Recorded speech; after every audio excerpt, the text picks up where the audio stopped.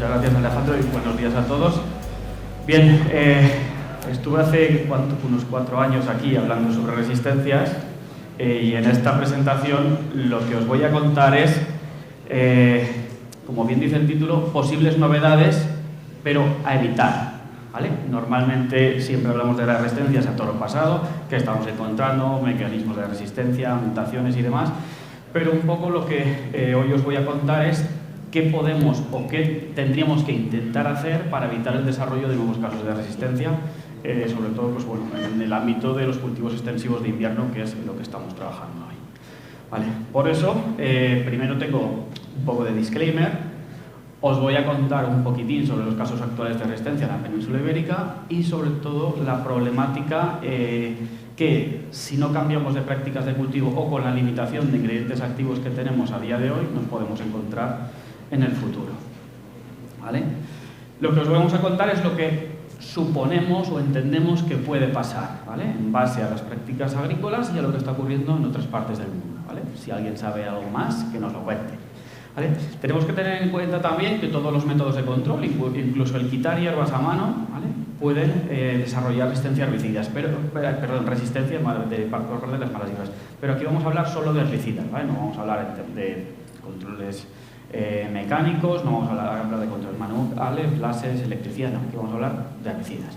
La mayor parte de casos que vamos a mostrar aquí no están confirmados en España y esperamos que nunca lo estén.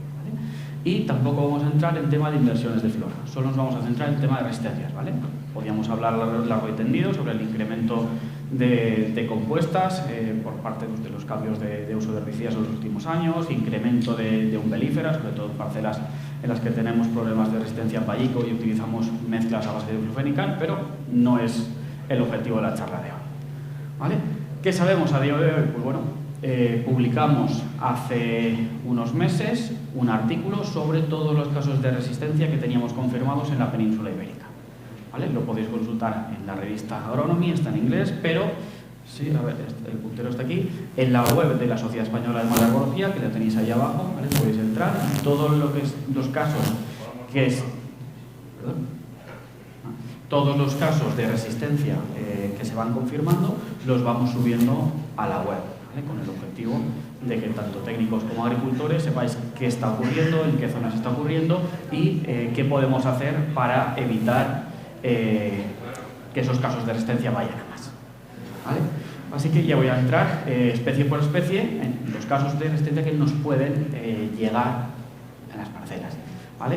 Estos folletos los editamos desde el Comité de Prevención de Resistencia a los Herbicidas. Hay veces que en alguna charla los tenemos en papel, pero están todos en PDF en la web de la Sociedad Española de Malabología. ¿Vale? ¿Qué vemos? Pues en general indicamos a los mecanismos de resistencia que tenemos confirmados esos casos de resistencia y aspectos de la biología, en este caso de vallico, que tenemos que tener en cuenta para su control y qué métodos de cultivo podemos hacer para evitar en lo posible pues, ese desarrollo de nuevos casos de resistencia o facilitar el control de las malas hierbas. ¿Vale? Aquí en este folleto siempre hemos indicado que la germinación está agrupada en otoño-invierno y que es una especie muy bien adaptada al cultivo del cereal. ¿Vale? ¿Qué estamos viendo? Pues bueno, llevamos muchos años haciendo retrasos de siembra, llevamos muchos años aplicando herbicidas de preemergencia y la sensación que tenemos y en la cual estamos estudiando, ¿vale? Es ver si hay un retraso de la emergencia de este vallico. ¿Vale? Porque estamos viendo falta de control con algunos herbicidas de preemergencia que no siempre se achacan a casos de resistencia, pero sí que conocemos, ¿vale?, ese efecto en otras especies, en la cual, por efecto de la presión de selección, ¿vale?, por esas siembras cada vez más tardías, por el uso de herbicidas de preemergencia, estamos seleccionando biotipos de vallico que germinan más tarde.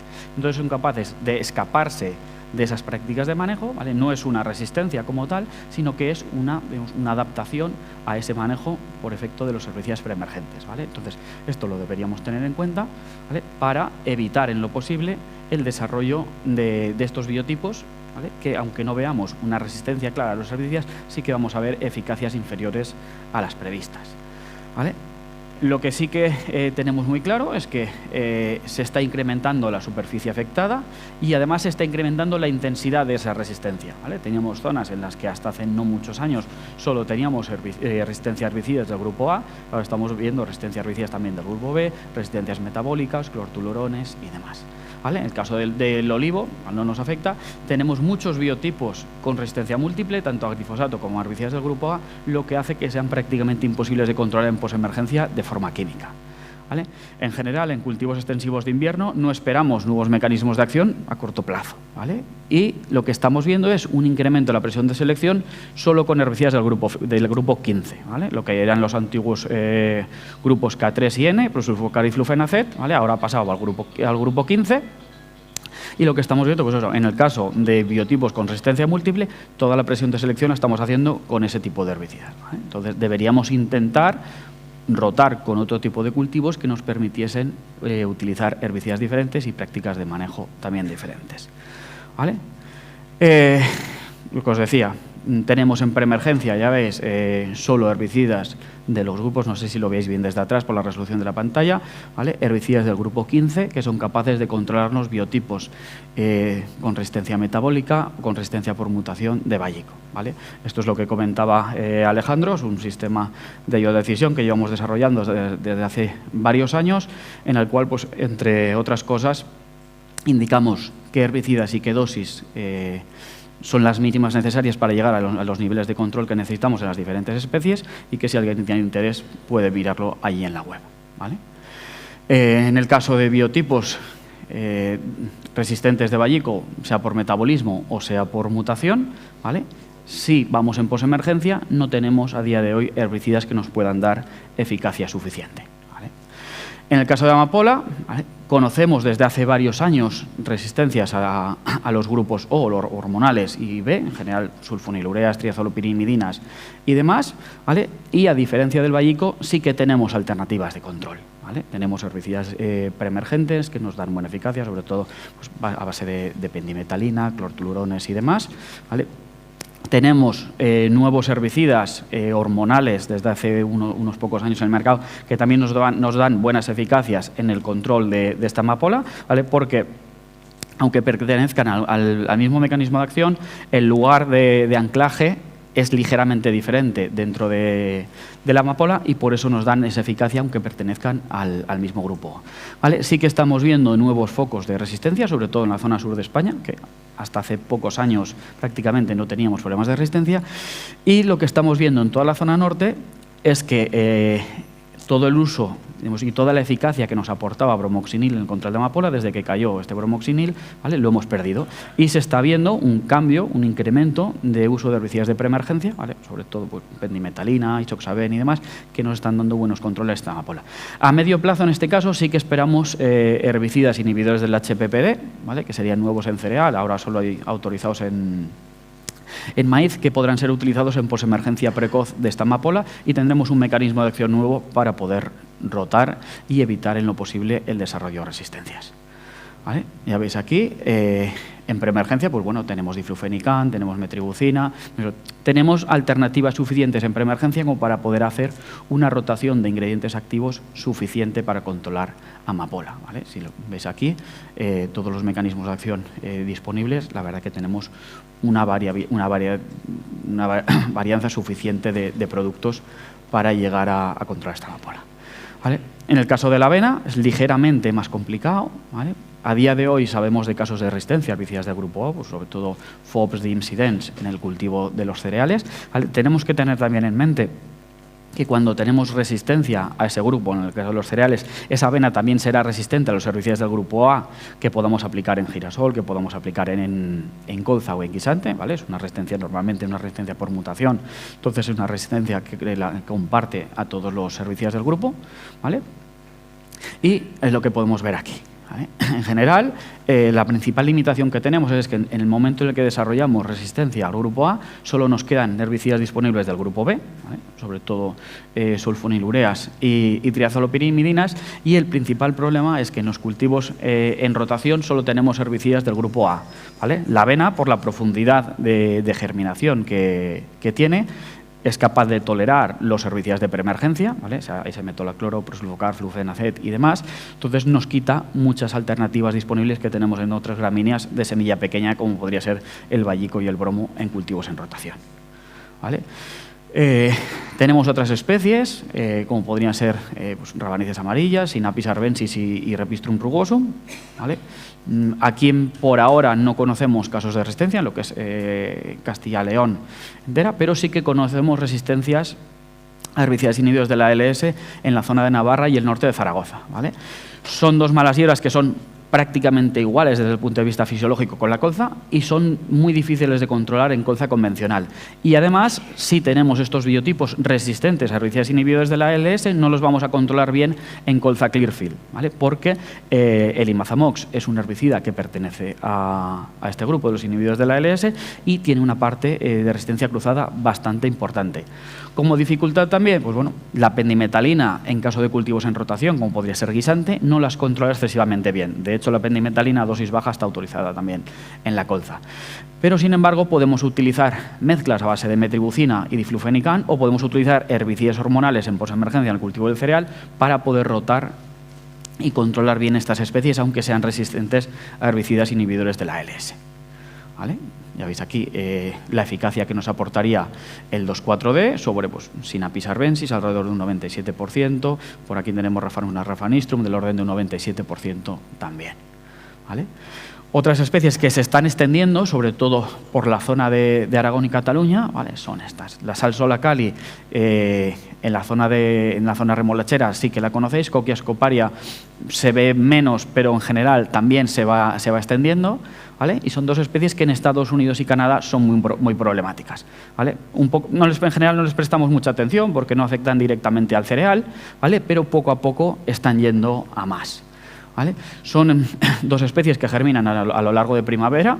Por ejemplo, a partir de febrero ya podemos empezar a ver algunos individuos de Coquia scoparia germinando y generalmente las controlamos a base de sulfonilureas, ¿vale? En tratamientos tardíos, en primavera, ¿vale? Podemos controlarlas relativamente bien si no son resistentes a herbicidas inhibidores de la ALS, ¿vale? En general no utilizamos herbicidas hormonales porque a partir de hoja bandera tienen riesgo de fitotoxicidad, sobre todo algunas formulaciones con 2,4-D, ¿vale? En general en poscosecha las podemos controlar bien con glifosato y 2,4-D si no tratamos plantas excesivamente redesarrolladas, ¿vale? Hasta 15-20 centímetros de altura. Sí que se conocen muchos casos de resistencia a herbicidas inhibidores de la ALS, tanto en los Estados Unidos como en Canadá, ya veis, desde la década de 1980 y a los hormonales desde el año 94, ¿vale? Entonces, esos casos de resistencia que allí son comunes, aquí podrían darse, sobre todo pensando en el manejo que estamos haciendo, en base a hormonales y herbicidas inhibidores de la ALS. Son especies que, sobre todo en cultivos de hoja ancha, son muy difíciles de controlar, ¿vale? Son muy poco susceptibles a pendimetalina, ¿vale? Y el prosulfocar nos podría ofrecer un control parcial. Eso pensando en siembras de primavera, ¿vale? Prosulfocar en siembras sobre guisante de otoño, por persistencia no sería capaz de llegar a darnos nada de eficacia, ¿vale? Pero en siembras de primavera, pues bueno, algo nos podría ayudar. El Imazamox en guisantes o en girasol nos podría dar eficacias buenas sobre plantas que fuesen sensibles, ¿vale? Pero si son resistentes a herbicidas inhibidores de la ALS, tampoco nos daría eficacia suficiente sobre estas especies. ¿Vale? En la zona de Valladolid, en cultivo de remolacha, sí que hace unos años que se desarrollaron, se conocen casos de resistencia, ¿vale? Es una mutación en la posición 197, que es una prolina, y en este caso en concreto no nos da resistencia a Imazamox, ¿vale? Pero sí al resto de sulfonilureas. En general son especies que nos pueden dificultar la recolección y desde el punto de vista del control en cereales, ¿vale? Si rotamos grupos de acción de forma suficiente y tratamos en el momento adecuado, que es cuando estas especies tienen entre 3 y 4 hojas, podemos tener eficacias bastante buenas. Podemos aprovechar, en el caso de los cereales, la persistencia de herbicidas de la familia de las sulfonilureas, sobre todo iodosulfurón y metsulfurón, ¿vale? Aplicados diciembre y enero, de forma que la persistencia que nos dan estos productos sea suficiente para controlarlas. Pero tenemos que tener en mente sobre todo el riesgo de desarrollo de resistencias a estos grupos, ¿vale? Veis aquí que tenemos disponible con eficacias buenas, sobre todo sulfonilureas, pues Star Super y demás, que todos pertenecen al grupo B, ¿vale? Los hormonales son un poco menos eficaces sobre estas plántulas, ¿vale? Pero en plantas más desarrolladas esto cambia, son más eficaces los herbicidas hormonales que sulfonilureas, ¿vale? En el caso del bromo, ¿vale? Supongo que es una especie que os da bastantes problemas, ¿vale? Sabemos de algunos biotipos que no se controlan bien con sulfonilureas. No estamos acabando de ver claro si es una resistencia o no, ¿vale? Pero lo estamos estudiando. Y además tenemos que tener en cuenta que las especies de Bromus en general son muy poco sensibles al glifosato, ¿vale? Lo cual dificulta su control en presiembra. Así como en el caso del vallico, con 2 litros y medio de glifosato tenemos eficacias muy buenas, en el caso del bromo necesitamos del orden de 3,5 o 4 litros, ¿vale? Eso hace que en presiembra, cuando vamos a dosis muy bajas de glifosato, se escapen algunos individuos. ¿Vale? En general es una especie en cereal con control químico muy complejo, ¿vale? Solo podemos controlarlo bien en trigo y con herbicidas a base de inhibidores de la ALS, ¿vale? Lo cual hace que el riesgo de desarrollo de resistencia sea muy alto. ¿Vale? En general, para evitar esa presión de selección, ese riesgo de desarrollo de resistencias, deberíamos derrotar con cultivos de hoja ancha siembra primaveral, ¿vale? Girasol, guisante y similares, donde tenemos herbicidas que van a ser muy eficaces contra esta especie, ¿vale? Sobre todo herbicidas del grupo A, ¿vale? Quizalofob, propaquizafop y similares. ¿Vale? El caso del Phalaris, aquí en zona norte tampoco tenéis problema, pero en la zona sur es bastante importante. Estamos viendo que se trata excesivamente tarde sobre plantas muy desarrolladas y se está viendo ya algún caso de resistencias, sobre todo ahora que se está dejando de derrotar el trigo con girasol y se está centrando sobre todo el cultivo más en cereales de invierno. ¿Vale? Podemos utilizar en el caso del girasol el S-metolacloro, que nos da buenas eficacias, pero en general, al ser una especie de emergencia muy escalonada, nos va a dificultar cómo elegir el momento óptimo de tratamiento. ¿Vale? Nosotros estamos trabajando en modelos de predicción de emergencias, ¿vale? Precisamente para evitar tratar demasiado tarde. ¿Vale? Porque en general esperamos a que las malas hierbas menos desarrolladas tengan del orden de 4 o 5 hojas, las primeras que germinan quizás están ahijando y eso hace que sean muy poco sensibles a los herbicidas. Pero sin embargo, si somos capaces de predecir de forma adecuada la emergencia de las diferentes especies de malas hierbas, podemos posicionar mejor el tratamiento. A día de hoy tenemos ya herramientas climáticas que nos permiten conocer a nivel de parcela condiciones tanto de temperatura, humedad, precipitación y, por tanto, podemos ajustar bien esos modelos predictivos que ya llevan varios años desarrollados, pero que precisamente se utilizaban poco porque era difícil hasta el día de hoy tener esos datos climáticos a nivel de parcela. Y ya voy acabando, simplemente pues, a modo de resumen, tienes que pensar que la resistencia de las malas hierbas a los herbicidas es una realidad que va en aumento, ¿vale? Y que cada vez es más compleja y que además tenemos una limitación de ingredientes activos bastante importante, no solo los productos que por temas medioambientales se están cayendo, sino porque es difícil tener ingredientes activos y mecanismos de acción nuevos y por tanto tenemos que conservar en lo posible lo que ya tenemos para evitar esa dificultad en el control de las malas hierbas. Y por mi parte esto es todo. Si queréis entrar a IPMWise por curiosidad, pues bueno, aquí os dejo este código QR en el cual podéis ver la versión demo. Muchas gracias.